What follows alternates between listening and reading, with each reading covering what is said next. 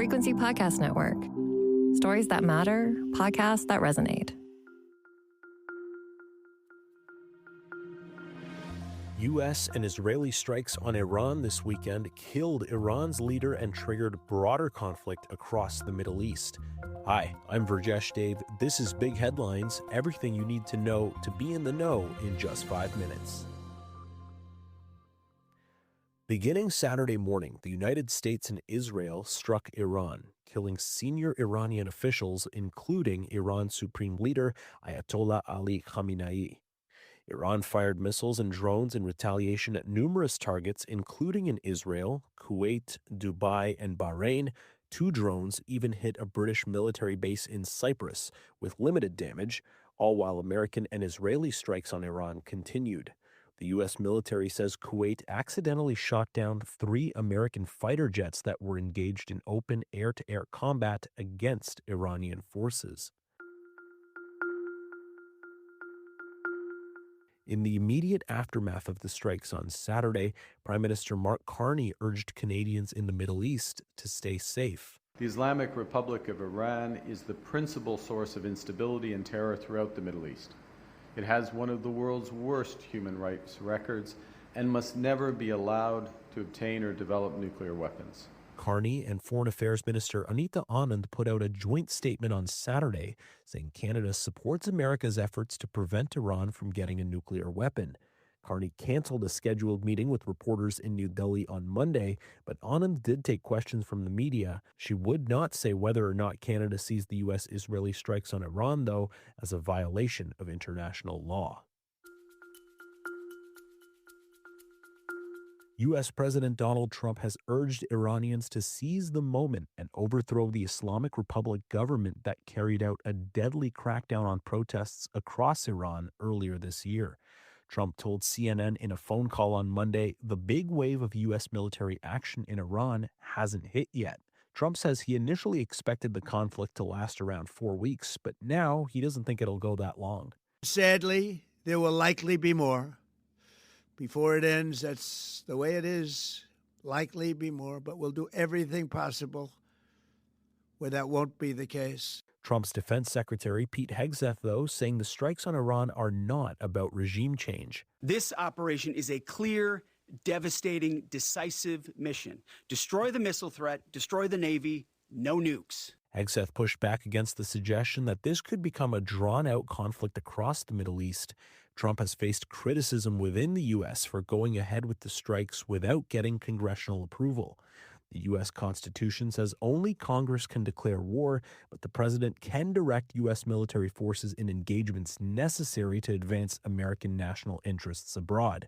Trump has repeatedly used that provision to justify military action, including strikes on Iran last year during the 12-day war and the operation to capture Venezuelan President Nicolas Maduro.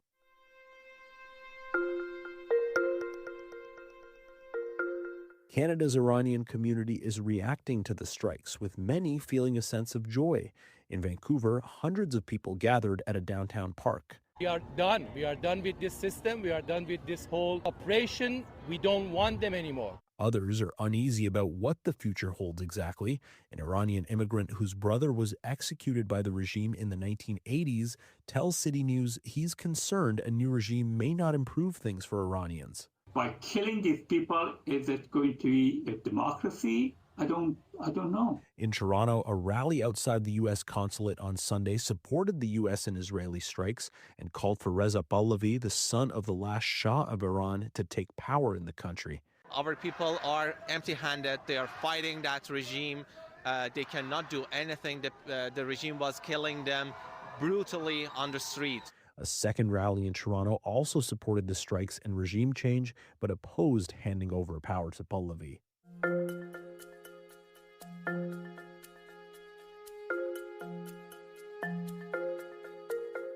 The conflict in Iran is having a major impact on global markets, and it could lead to drivers across Canada paying significantly more for gas. 680 senior business editor Mike Eppel explains. However, Josh, the price for oil has seen its biggest price spike on a daily basis in about 4 years this morning, up by 8%, north of $72 a barrel for the U.S. benchmark. The big question is, how long does the conflict in the Middle East extend? How much of a blockade and energy shipping issue is there with the Strait of Hormuz being effectively shut down by the Iranians right now? And is there a supply shock to the system? OPEC over the weekend announced they're going to boost production in April by 200,000 barrels to try to mitigate any of this damage, and we'll see exactly what this means for drivers at the gas pumps coming up later this week.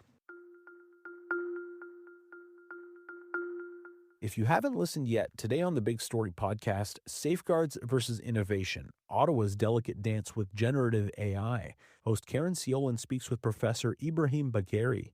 The previous bill, the online harms bill, which, as you mentioned, failed to become law before the last election, to my knowledge, and please correct me if I'm wrong, it did not include regulations of AI chatbots, but proposed instead the creation of a digital regulator.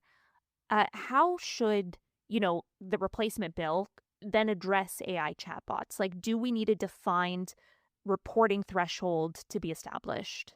That's a great question. I think there's the first step towards thinking about AI safety in general is to think about what are the types of social problems that we will find ourselves in, and whether these types of social problems have technical solutions or have other forms of solutions that we think about. You can listen to the full episode wherever you get your podcasts. Now you're in the know. Thank you for listening to Big Headlines. Make sure you follow, share, and review Big Headlines. Today's episode was produced by Felix Slew. Enrica Amaturo is our lead producer. I'm Burjesh Dave. Have an amazing day. We'll talk to you tomorrow.